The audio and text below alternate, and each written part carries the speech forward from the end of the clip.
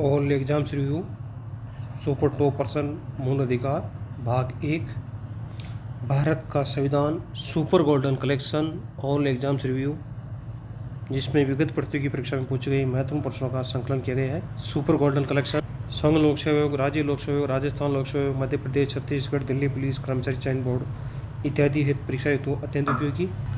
नमस्कार दोस्तों, Rajasthan publication YouTube channel में आपका हार्दिक स्वागत है।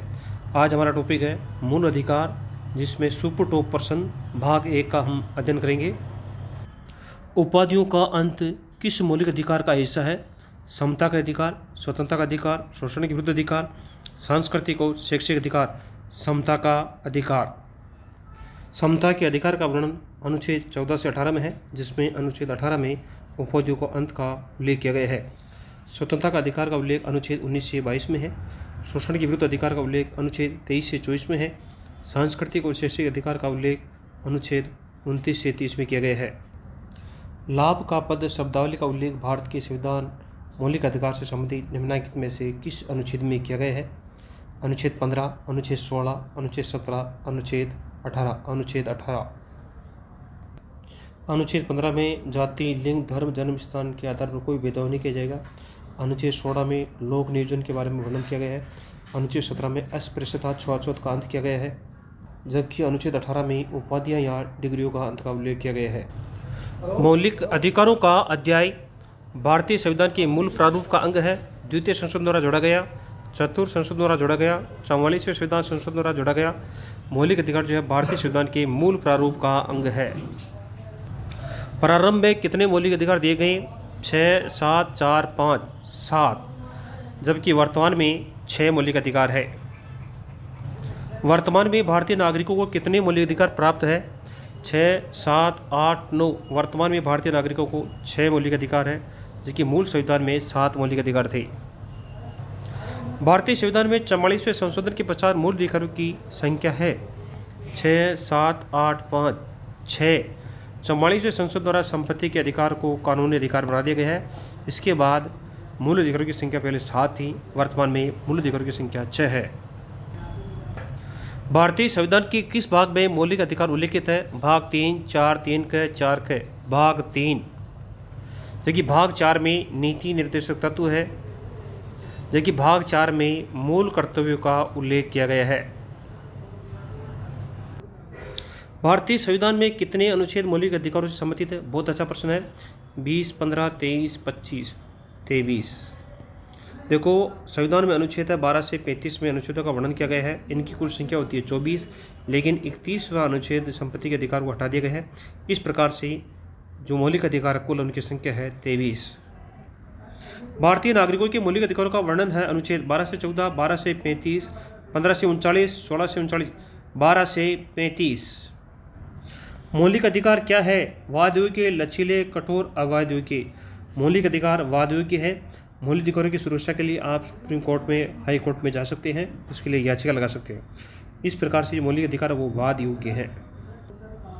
भारतीय संविधान के भाग 3 को किसने संविधान की अंतरात्मा कहा है? BR अम्बेडकर, जवाहरलाल नेहरू, सच्चिदानंद सिन्हा, डॉक्टर राजेंद्र प्रसाद। जवाहरलाल नेहरू ने भाग 3 को संविधान की अंतरात्मा कहा है। संविधान सभा में मौलिक अधिकारों पर प्रस्तावित निबंधों के संदर्भ में किसने कहा, ये न तो मौलिक अधिकार है, नहीं इनमें अधिकार है? Doctor Rajendra Prasad, Jawaharlal Nehru, AM Ayyangar, PS Deshmukh ने यह कथन कहा था। निम्नलिखित में से कौन सी मूल अधिकारों की महत्वपूर्ण विशेषता नहीं है? निरपेक्ष है, न्याय योग्य है, सर्वोच्च न्यायालय के अधिकारों के संरक्षण के लिए उत्तरदायित्व है, राजनीतिक प्रजातंत्र के आदर्श के रूप में प्रस्तुत करते हैं।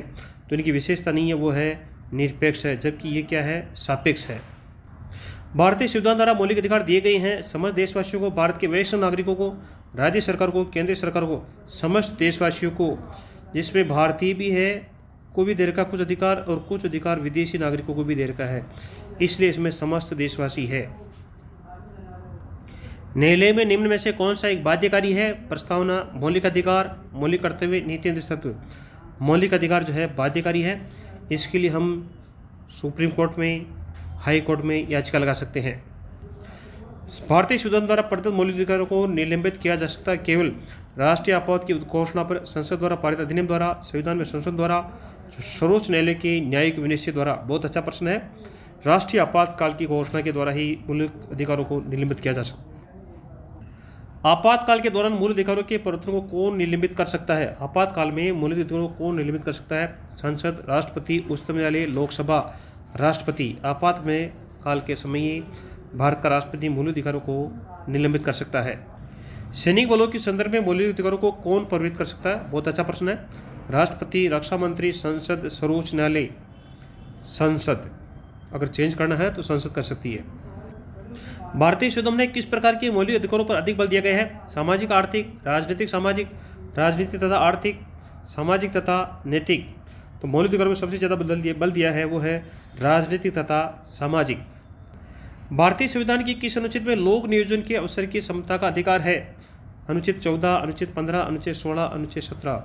अनुच्छेद 16 में सरकारी नौकरी में समान अवसर का उल्लेख किया गया है, जबकि अनुच्छेद 14 में विधि की समानता है। अनुच्छेद 15 में धर्म, जाति, लिंग के आधार पर भेदभाव नहीं किया जा सकता है। अनुच्छेद 17 में छुआछूत का उल्लेख किया गया है। ये हमारी प्रमुख प्रकाशन है जिसमें ओल्ड क्वेश्चन का संकलन किया गया है। भारतीय संविधान, भारत का भूगोल, विश्व का भूगोल, भारतीय इतिहास, शिक्षा मनोविज्ञान, सामाजिक अध्ययन शिक्षण, हिंदी शिक्षण। वीडियो देखने के लिए आपका बहुत बहुत धन्यवाद।